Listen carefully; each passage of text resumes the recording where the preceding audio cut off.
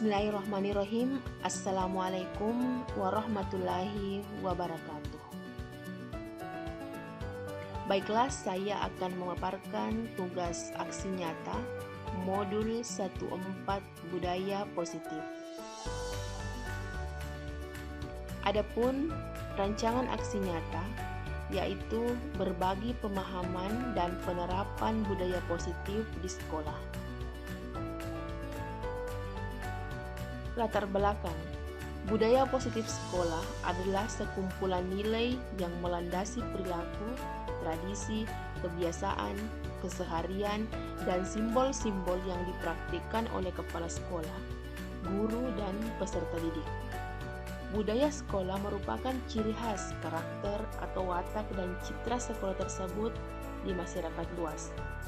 Jadi, tanpa budaya sekolah yang positif, maka akan sulit melakukan pendidikan karakter bagi anak didik.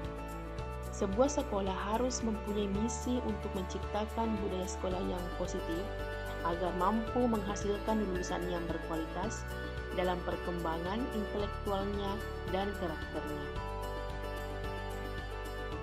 Adapun tujuan yang akan dicapai, yaitu peserta dapat menyampaikan pemahaman budaya positif di sekolah dengan baik. Peserta dapat memberikan refleksi mengenai budaya positif, dan peserta dapat menerapkan budaya positif di lingkungan sekolah.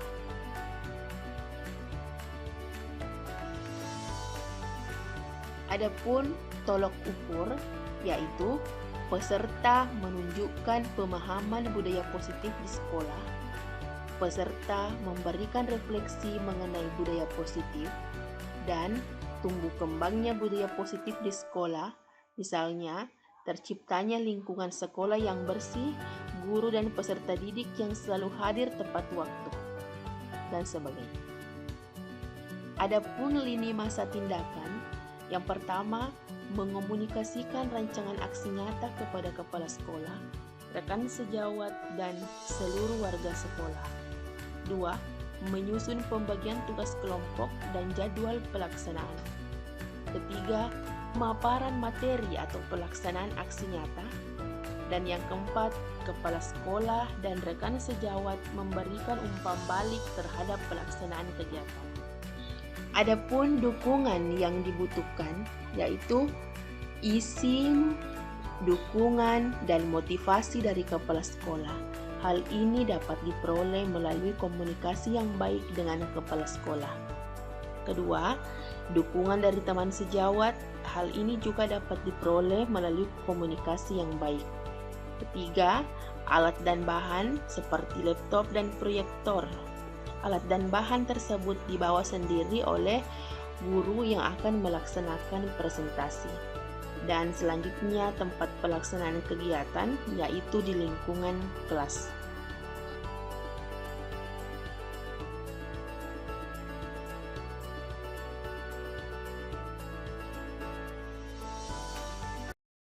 Bismillahirrahmanirrahim. Yang saya hormati Bapak dan Ibu guru yang sempat hadir, serta anak kalian yang saya cintai dan yang saya banggakan. Assalamualaikum warahmatullahi wabarakatuh. Alhamdulillah, puji syukur kita panjatkan kehadirat Allah Subhanahu wa Ta'ala, karena sampai hari ini kita masih diberi kesehatan dan kesempatan untuk berkumpul di tempat yang sederhana ini. Adapun tujuan saya meminta Bapak dan Ibu berkumpul di tempat ini, yaitu ini adalah bagian dari tugas saya sebagai calon guru penggerak, yaitu tugas aksi nyata modul 14 budaya positif. Sekaligus melalui tempat ini saya juga memperkenalkan beberapa materi dari guru penggerak. Siapa tahu setelah kegiatan ini ada yang tertarik untuk bergabung bersama kami dalam pendidikan guru penggerak. Jadi sekarang, alhamdulillah sekarang kami telah memasuki modul 14. Dalam artian ini sudah masuk di modul terakhir di bagian modul 1. Jadi dalam modul guru penggerak, di dalam modul 1 itu ada 4 submodul.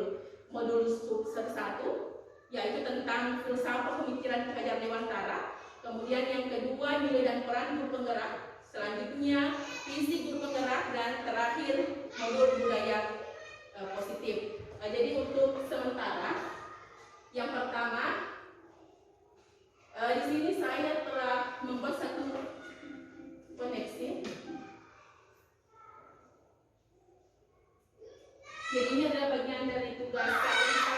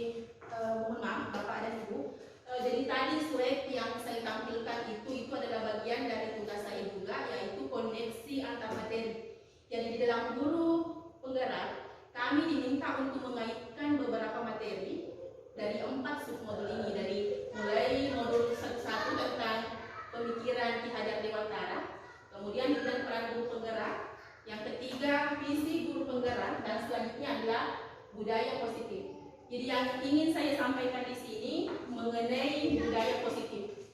Tapi sebelum menyampaikan tentang budaya positif, kita harus paham dulu apa sebenarnya itu budaya positif. Kemudian bagaimana cara menerapkannya. Nah, jadi tadi kita sudah mengenalkan bagaimana kaitan antara materi filosofi Hajar Dewantara, nilai dan peran, visi. Dari visi ini terbentuklah satu budaya positif. Dan inilah yang akan kita kembangkan di sekolah kita ini, budaya positif. Jadi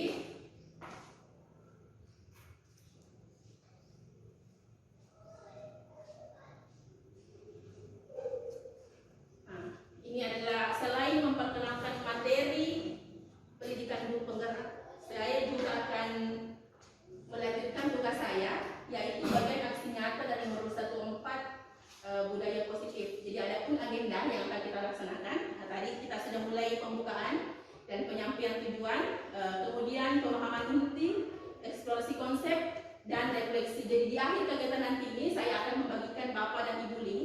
Di situ ada refleksi apa kira-kira yang membekas atau apa yang terbuka dalam pikiran Bapak dan Ibu setelah mengikuti kegiatan ini. Jadi ada pun tujuan yang akan kita capai dalam kegiatan ini. Yang pertama, saya mengharapkan peserta dapat menyampaikan pembelajaran dan penerapan konsep inti dari modul budaya positif serta memberikan refleksi mengenai budaya positif. Nah, jadi sebelum saya lanjut, saya ingin ada umpan balik dari Bapak dan Ibu. Bagaimana sebenarnya tanggapan Bapak dan Ibu terhadap pertanyaan pemantik ini? Yang pertama, hukuman dapat mendisiplinkan anak. Bagaimana? Ada yang bisa memberikan tanggapan tentang hukuman? Apakah hukuman ini dapat mendisiplinkan anak atau bagaimana? Ya, Pak. Assalamualaikum warahmatullahi wabarakatuh. Terima kasih atas kesempatan yang telah diberikan kepada kami. Ya.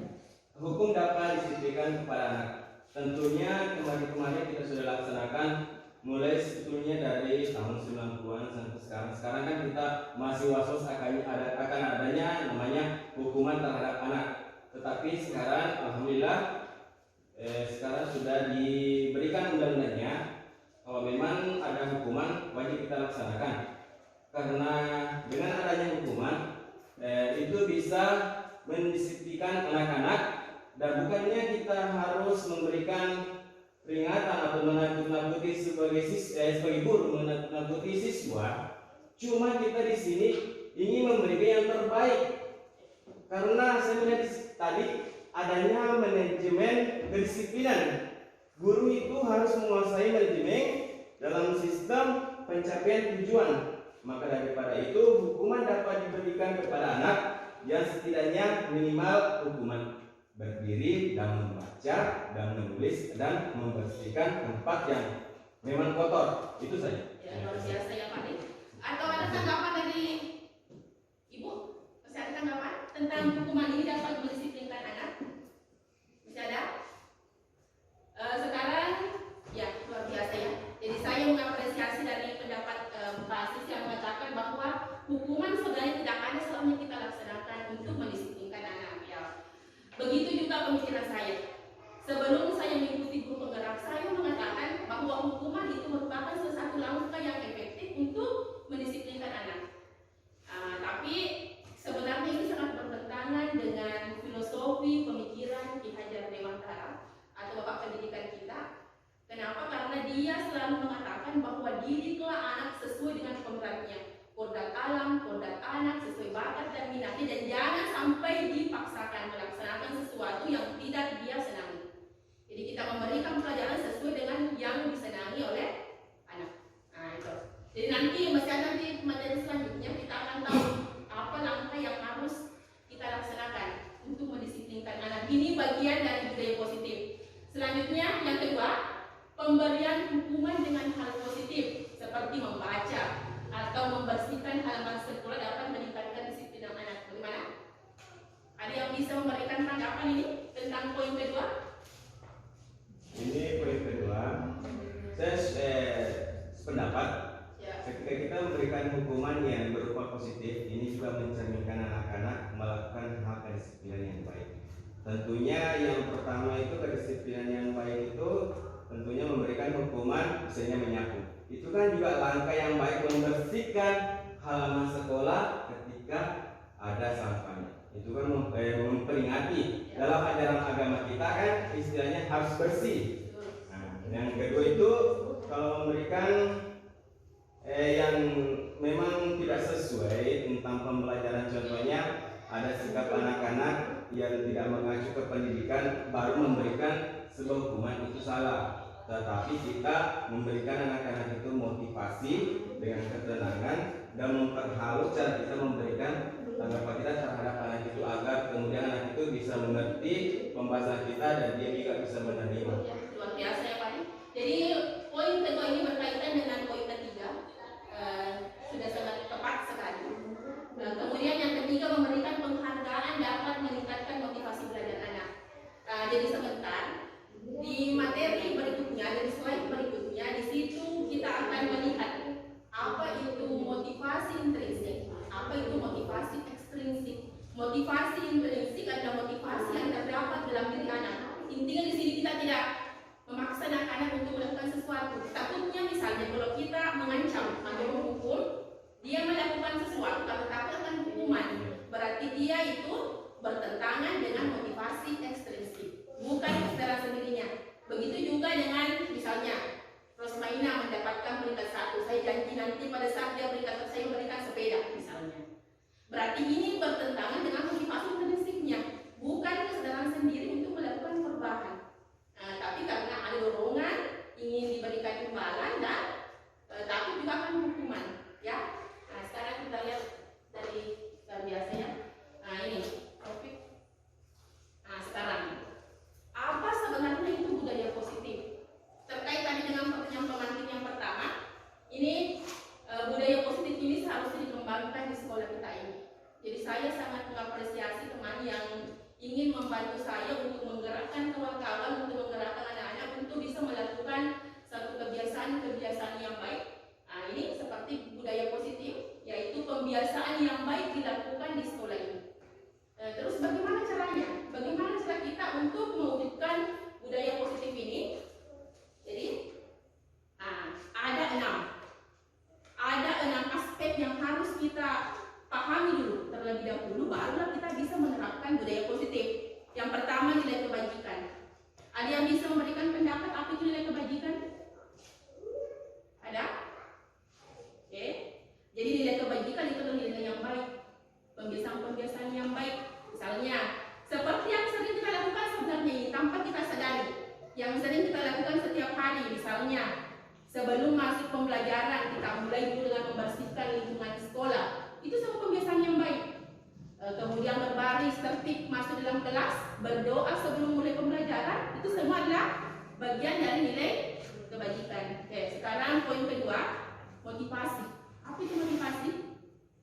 Ada yang bisa memberikan argumen? Motivasi? Ya? Motivasi itu memberikan semangat kepada peserta didik. Ya, berarti motivasi. Memberikan motivasi pengembangan agar kelas siswa kita akan memberikan yang terbaik menurut keyakinan dan kepercayaan yang sudah kita terapkan kepada dia, agar kelas bisa membangun negara ini dengan baik dan adil. Mungkin seperti itu saja. Ya, motivasi itu betul. Sependapat, motivasi adalah dorongan, memberikan dorongan kepada anak untuk melakukan sesuatu yang baik. Pembiasaan-pembiasaan yang baik. Kemudian sejalan dengan penghargaan, hukuman, dan restitusi. Mungkin di sini dari 4 kata yang terdapat dalam poin kedua ini, adakah yang asing bagi ibu atau bapak? Restitusi. Luar biasa. Ya, apa itu restitusi? Ada yang bisa? Apa itu restitusi? Kalau motivasi ya sering kita dengar, penghargaan, hukuman. Jujur saya sendiri baru mendengarkan kata restitusi ini pada saat saya mengikuti pendidikan. Jadi restitusi itu pernah saya terapkan dulu, Rosmaina dengan Salika. Saya pernah contohkan di sini. Jadi restitusi itu bagaimana anak-anak bisa mengetahui sendiri kesalahannya dan dia sendiri yang mencari solusi terhadap masalahnya. Itu namanya restitusi. Nanti saya akan contohkan juga. Kemudian yang ketiga adalah keyakinan kelas. Ingat, keyakinan kelas beda dengan kesepakatan kelas. Kalau yang selama ini saya laksanakan di kelas 6, kesepakatan kelas saya namanya itu, Dina. Tapi ini keyakinan kelas beda. Kalau keyakinan kelas itu ada kesepakatan di antara kedua belah pihak tentang nilai-nilai kebaikan yang dilakukan di sekolah ini. Misalnya, kita tidak boleh terlambat. Jam 7.30 harus kelas 6 sudah harus berada di kelas. Sebelum masuk kelas harus bersih. Itu keyakinan kelas ya. Kemudian kebutuhan dasar. Jadi aspek keempat ini, kebutuhan dasar, ini harus kita sesuaikan dengan keadaan sekolah. Misalnya sekolah kan termasuk sekolah yang jauh dari perkotaan, bisa dikatakan seperti itu, dan jadi kita tidak boleh mengikuti apa yang menjadi tradisi di sekolah-sekolah yang berkembang. Jadi kita mengikuti sesuai dengan di sini, karena di sekolah apalagi banyak pepohonan dan setiap hari kita disibukkan dengan membersihkan sampah. Jadi itu pembiasaan positif yang harus kita kembangkan, disesuaikan dengan apa yang menjadi kebutuhan dasar kita. Kemudian 5 posisi kontrol ini hebat ini. Jadi kita tahu sebagai seorang guru apa sebenarnya posisi saya sebagai seorang guru. Nanti saya akan buka. Jadi 5 posisi kontrol saya jelaskan saja secara menyeluruh. Nanti kita akan melihat di situ saya adalah guru yang posisi saya penghukum. Saya sering menghukum siswa saya. Nah, bagaimana ciri-cirinya guru dikatakan sebagai posisi penghukum? Yang pertama, pada saat marah menunjuk, menggunakan suara yang tinggi, memukul. Berarti ini adalah menempati posisi penghukum. Nanti kita akan lihat. Kemudian ada juga namanya posisi pembuat rasa bersalah. Selalu membuat anak merasa bersalah. Ada juga posisi teman, guru seperti teman. Kemudian ada manajer, itu yang paling bagus nih. Nanti kita lihat. Yang terakhir adalah segitiga restitusi. Saya contohkan sebentar. Karena ini tadi pasti bisa dilihat. Menurut Dr. William Glasser, saya sudah mengelompokkan ke dalam 4 bagian. Jadi di dalam untuk mewujudkan budaya positif, kita harus tahu dulu apa itu disiplin positif. Dan Dr. William Glasser sudah mengelompokkan ke dalam 4 bagian. Jadi yang pertama, itu tadi motivasi ekstrinsik dan motivasi intrinsik. Motivasi intrinsik adalah keinginan yang terdapat dalam diri anak atas kesadaran sendiri. Kesadaran sendiri. Dia tidak perlu dihukum, dia tidak perlu diberikan hadiah, tapi karena dia melakukan sesuatu karena keinginan dia sendiri. Ya. Kemudian 5 fungsi kontrol, coba bisa dilihat. Ada penghukum, pembuat rasa bersalah, teman, pemantau, dan manajer. Tapi dari 5 aspek ini, yang paling baik kita laksanakan sebagai guru adalah manajer. Manajer di sini kita memberikan kesempatan kepada siswa kita untuk melakukan sesuatu, untuk mencari sendiri apa yang menjadi kesalahannya dan mencari solusi terhadap masalah yang dihadapi. Itu. Untuk mengetahui menemukan 5 fungsi kontrol ini, kita akan menggunakan segitiga restitusi. Jadi segitiga restitusi ada 3 aspeknya, yaitu menstabilkan identitas, validasi kebutuhan, dan menanyakan keyakinan. Nah ini. Sebenarnya, bagaimana pandangan Bapak atau Ibu tentang disiplin itu sebenarnya? Ada yang bisa memberikan argumen? Menurut Bapak disiplin itu sebenarnya yang bagaimana? Ada yang bisa? Bisa? Nah, di sini ada yang slide atau warna merah itu. Jadi sesuatu yang dilakukan kepada orang lain untuk mendapatkan kepatuhan. Jadi misalnya kita akan singgah seperti itu. Kemudian ketidaknyamanan bukanlah dengan apa yang kita hargai atau pencapaian satu tujuan yang mulia. Jadi disiplin di sini bagaimana kita melaksanakan kepatuhan-kepatuhan yang sesuai dengan kode etik dan aturan-aturan yang terdapat di dalam sekolah kita. Nah, ini tadi sudah benar. Nilai kebajikan yang dikemukakan tadi. Jadi nilai-nilai kebaikan. Kalau kelas 6 ini sering menyanyikan lagunya Profil Pelajar Pancasila ya. Nilai atau aspek yang terdapat dalam profil pelajar Pancasila itulah sebenarnya makna dari nilai kebajikan universal. Yang pertama, apa yang pertama kelas 6? Beriman dan bertakwa kepada Tuhan yang Maha Esa. Apalagi? Berakhlak mulia. Terus? gotong royong, mandiri, terus apa lagi? Bernalar kritis dan kreatif. Wah, ada lebih itu lagunya yang pernah saya kasih. Nah, sekarang ini tadi Pak Asis.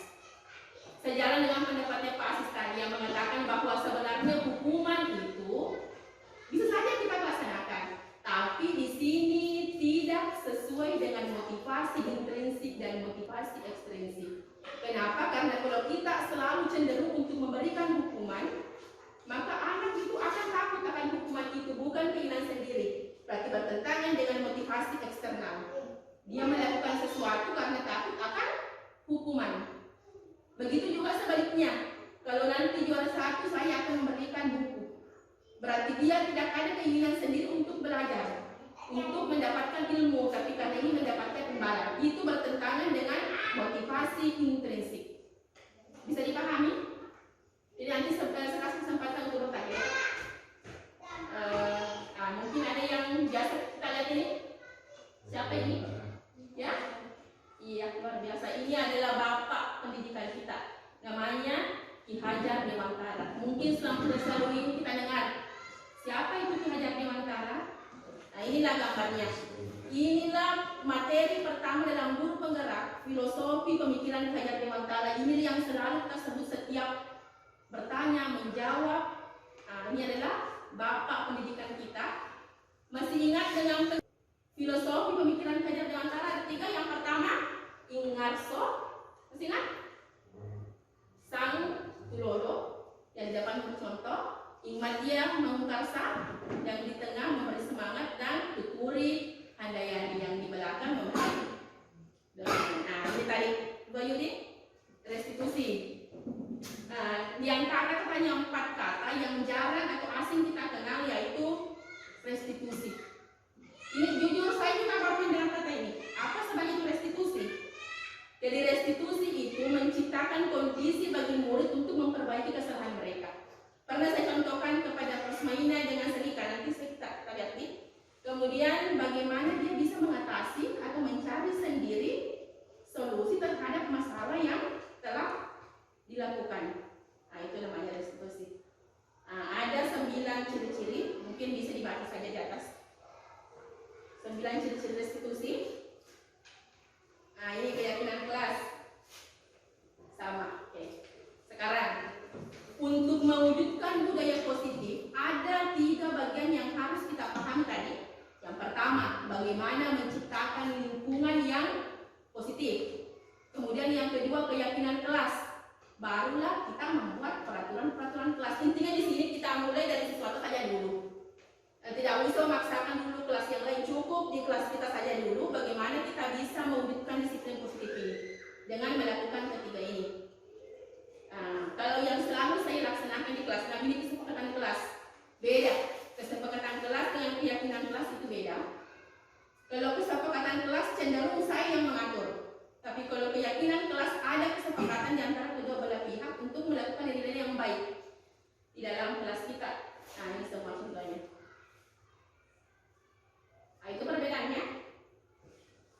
Kesepakatan dan sekarang saya tanya dulu Pak. Masih ingat apa kira-kira perbedaannya antara hukuman dengan konsekuensi? Ada yang bisa memberikan argumen? Hukuman itu apa? Konsekuensi itu apa? Apa sebenarnya perbedaannya? Karena biasanya kita mendengar hukuman.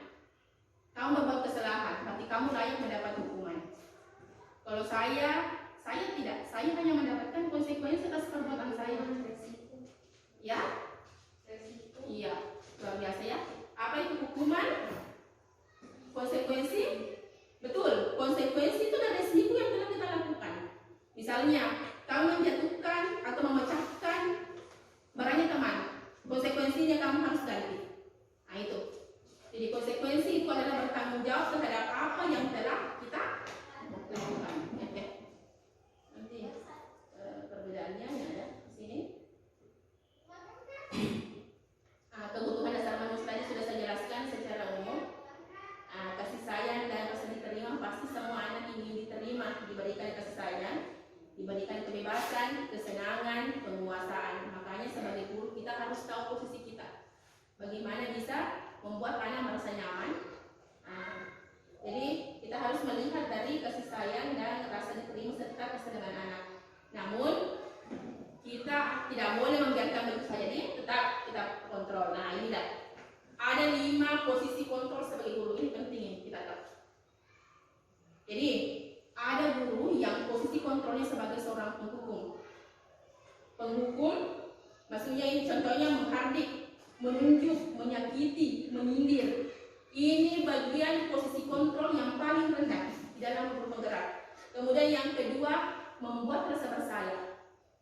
Desi nanya, maksudnya dia tidak menyakiti, tapi dia seakan-akan membuat anak merasa bersalah. Nah itu. Kemudian yang ketiga sebagai teman.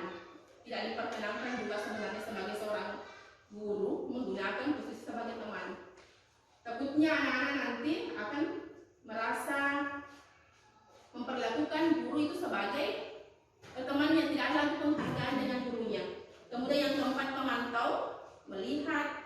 Kemudian yang ketiga, yang kelima, inilah yang paling tertinggi dalam posisi kontrol sebagai seorang guru adalah manajer. Manajer ini melihat, memantau, kadang sebagai teman. Kemudian dia bisa mencari sendiri masalah dan solusi terhadap masalah yang terjadi. Nah, itulah. Terus tadi kembali sini. Ya. 5 posisi kontrol. Ya. Sebetulnya ini dalam 5 posisi kontrol ini banyak yang kurang memahami, bukannya saja di sekolah kita sebetulnya, tapi rata-rata mungkin semua sekolah. Kenapa 5 posisi kontrol ini saya katakan kita kurang memahami dan kurang langkah-langkah untuk menuju ke sana? Karena pembiasaan sebetulnya. Pembiasaan yang sering terjadi sama kita mungkin dari pimpinan dan bawahan tidak pernah aku dalam kerja sama yang baik dan memberikan solusi yang baik. Akhirnya pada saat pelatihan itu saya jarang sekali dapat 5 posisi kontrol ini. Memang saya sering mengikuti pelatihan, tapi selama ini saya tidak pernah dapat 5 posisi kontrol ini. Karena kenapa? Mungkin pemikiran saya kenapa kita tidak selalu diberikan seperti ini? Karena mungkin sulit juga menerima orang yang dibawa, karena kebiasaan. Mungkin dari faktor lingkungan sekolah, lingkungan tempat tinggal, dan lingkungan bermasyarakat, dan lingkungan siswa kurang memahami dalam sistem perbedaan. Karena kalau di sini sekolah kita ini yaitu kurangnya istilahnya kerjasama antara siswa dan guru. Karena kita guru ada tingkat pemahamannya beda dengan tingkat pemahaman orang. Akhirnya tentunya itu tidak apa yang kita minta selama ini. Jadi mungkin seperti itu kalau pemahaman saya dapat 5 posisi kontrol ini. Luar biasa ya Pak. Jadi 5, jujur saja, 5 posisi kontrol ini memang materi yang hanya bisa didapat di guru penggerak. Jadi ayo bergabung bersama kami di pendidikan guru penggerak. Nanti kita akan ketemu dan menemukan 5 posisi kontrol ini. Kita akan tahu sebenarnya saya masuk di mana sebenarnya. Jujur saja, saya sebenarnya masuk di posisi penghukum pertama. Tapi setelah saya mulai belajar sedikit demi sedikit, ya saya terbuka pemikiran saya. Kemudian dan saya akan berusaha untuk masuk di posisi manajer. Ya, jadi posisi manajer, bagaimana kita bisa memperlakukan siswa dengan baik. Kemudian bagaimana kita bisa mencari sendiri solusi, dia sendiri yang menyadari tanpa kita suruh. Betul-betul ada perubahan, terutama saya lihat di kelas 6. Biasa saya lihat dia membersihkan meskipun ada beberapa, tapi yang untuk melakukan semua ini perlu pembiasaan dan rutinitas, dilaksanakan secara kontinu atau terus-menerus dan berkelanjutan. Secara dari permintaan saya itu, yang posisi tolong di-print dan dibagikan. Ya, siap. Yang terakhir adalah segitiga restitusi. Ini adalah masuk di bagian terakhir di poin ke-6. Segitiga restitusi. Ini pernah saya praktekkan di kelas 6. Jadi segitiga restitusi ini adalah langkah untuk mencari solusi terhadap masalah yang didapatkan oleh siswa. Yang pertama, ada 3 langkah dalam segitiga restitusi. Yang pertama, menstabilkan identitas. Nanti kalau ada yang ingin ditanyakan, apa itu menstabilkan identitas? Kita tanya jawab dulu. Kemudian fondasi kebutuhan, apa sebenarnya yang dibutuhkan kepada anak ini. Terus yang ketiga barulah menanyakan keyakinan Jadi untuk segitiga restitusi ini, ada yang ingin ditanyakan dulu sebelum saya berikan contoh segitiga restitusi? Segitiga restitusi ini dimaknai sebagai 3 bagian atau 3 langkah dalam menyelesaikan satu masalah dengan siswa. Ada 3 langkah untuk menemukan segitiga restitusi ini. Yang pertama adalah menstabilkan identitas, validasi kebutuhan, dan menanyakan keyakinan. Oke? Ini adalah bagian dialog. Bagian dialog dalam segitiga restitusi. Nah, ini mungkin bisa dibaca. Atau untuk lebih jelasnya saya tampilkan video sebentar seperti yang pernah saya laksanakan di kelas 6. Ya, ini contoh semua. Oke, terakhir ini masuk di refleksi. Jadi apakah ada yang bisa dulu memberikan refleksi sebelum saya menutup kegiatan ini? Jadi nanti setelah kegiatan ini saya akan membagikan link. Jadi link itu silakan Bapak Ibu isi. Ada pertanyaan, apa yang Bapak kira-kira belum pahami dan bagaimana perasaan Bapak setelah mengikuti kegiatan ini? Yang pertama, apa hal baru yang mengubah pemikiran saya yang saya dapatkan hari ini? Mungkin ada yang bisa memberikan argumen sebelum saya tutup? Ada? Kalau sebelumnya saya tidak tahu restitusi, sekarang saya dengar lagi itu contohnya. Apakah yang ingin memberikan tanggapan lain? Ya? Dari 4 poin ini, Ya. yang pertama, hal baru apa yang mengubah paradigma saya yang saya dapatkan. Ya. Ini kalau menurut saya dari teman saya Pak Suryanto membahas seperti ini, sebenarnya sih luar biasa ya tentang guru penggerak, karena apa-apa yang kita ambil itu tidak dari pelatihan, memang dari betul-betul dari ujung pembelajaran sebagai guru yang diberikan selama ini. Tetapi kita bukan guru penggerak yang intinya nggak tahu sama sekali, mungkin dari segi pendidikan ya, pendidikan kita beda, tapi cara kita memberikan mungkin beda, cara kita menanggapi sebuah masalah itu beda. Tetapi itulah sebetulnya guru penggerak, untuk selalu membimbing kami dalam hal-hal kecil sampai hal-hal besar, supaya pendidikan itu tidak semata-mata untuk mencapai tujuan, tetapi kita harus melangkah tahap demi tahap yang kita harus lakukan dengan nilai yang begitu cemerlang. Perasaan apa yang muncul selama mengikuti sesi ini, khususnya mengenai makna disiplin dan motivasi interaksi? Pokoknya luar biasa ya, di sini saya katakan luar biasa karena baru pertama kali ini saya mendapatkan ya banyak pemahaman tentang pendidikan dari guru penggerak yang Bu Sabi tadi sampaikan. Nah, cukup menarik kalau saya, memang menarik karena selama ini saya mengikuti materi tadi tidak sama sekali tentang seperti ini. Yang ketiga, pengaruh guru seperti apa ya, peran telah melakukan selama mengikuti modul ini. Ya kita harus ubah peran kita sebagai guru. Karena kenapa kan di sini sudah diterapkan dari berbagai modulnya, tinggal kita hanya merubah diri kita sendiri. Sebagaimana kita harus mengejar yang mana manajer, tingkat manajernya. Saya akan menjadi guru yang seperti apa setelah mengikuti modul ini? Ya tentunya pencapaian ada 5 tadi fase yang kita lihat, dan tentunya menuju ke manajer. Nah, seperti itu yang pemikiran saya ambil di sini, ya luar biasa seperti itu. Terima kasih. Ya, sangat luar biasa Pak Asis ya, karena ada keinginan untuk merubah diri dari sebelumnya fungsi penghukum ingin menjadi manajer. Nah, itu sangat apresiasi yang luar biasa bagi saya.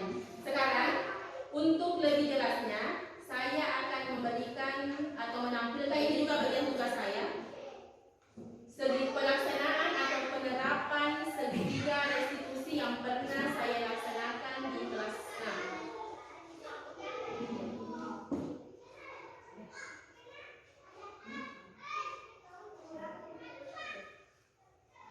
Ini adalah tugas restitusi yang pernah saya laksanakan di kelas 6.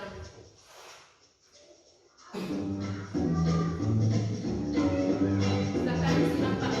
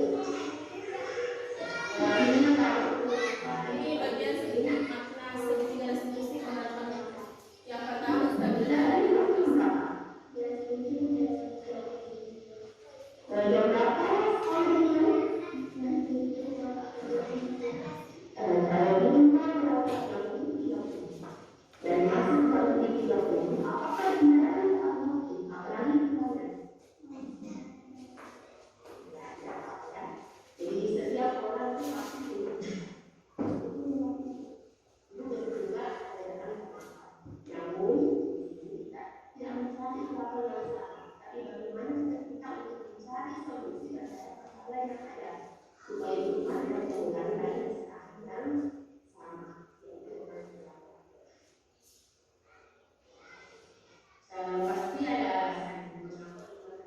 Coba jelaskan apa saja.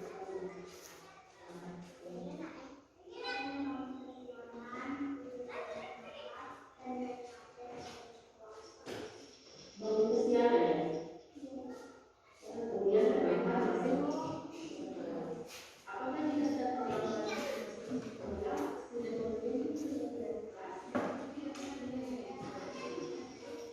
Menanyakan tiap-tiap kelas sebagai aspek ketiga dalam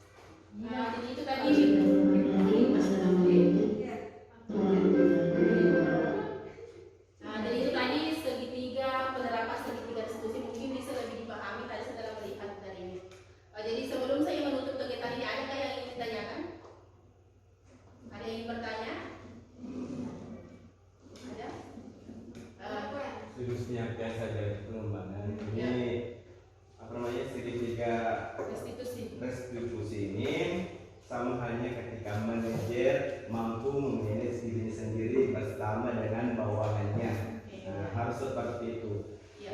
Mungkin kelas kita mampu kita terapkan, tetapi kelas-kelas lain mungkin juga sulit untuk menerapkan. Karena bagaimana saya katakan sulit menerapkan? Karena terkadang kita datang terlambat, justru datang cepat. Ini dalam sistem memanage diri kita sendiri ini harus sebenarnya kita laksanakan, tetapi ada hal juga harus kita juga sepakati di kelas. Nah, mungkin seperti itu. Ya, jadi intinya di sini marilah kita sama-sama bergerak untuk melakukan satu perubahan minimal dari diri kita saya sendiri dulu. Jadi tidak usah dulu menggerakkan dan memaksakan orang lain untuk melakukan perubahan. Cukup dari diri kita sendiri dulu. Setelah dari diri kita sendiri di kelas kita saja dulu. Jadi kalau misalnya nanti di kelas kita sudah baik, barulah kemudian kita mencoba untuk mensosialisasikan dan menggerakkan kepada teman-teman yang lain. Jadi ini sudah sejalan dengan motivasi intrinsik dan motivasi ekstrinsik. Mengontrol diri kita sendiri yang mengontrol diri kita sendiri. Tidak perlu menunggu orang lain, tapi cukup dengan sekarang sendiri, sesuai dengan motivasi intrinsik dan motivasi ekstrinsik. Ya, terima kasih yang luar biasa Bapak dan Ibu atas apresiasi yang luar biasa. Jadi sebentar saya akan memberikan link. Silakan Bapak Ibu menulis refleksi di link tersebut. Ya, terima kasih banyak Pak Ibu atas kesempatannya. Semoga apa yang kita lakukan pada hari ini bernilai ibadah dan bisa membuka pikiran kita untuk melakukan perubahan-perubahan positif di sekolah kita ini. Ya, demikianlah penyampaian saya pada hari ini. Salam bahagia. Assalamualaikum warahmatullahi wabarakatuh. Waalaikumsalam warahmatullahi wabarakatuh.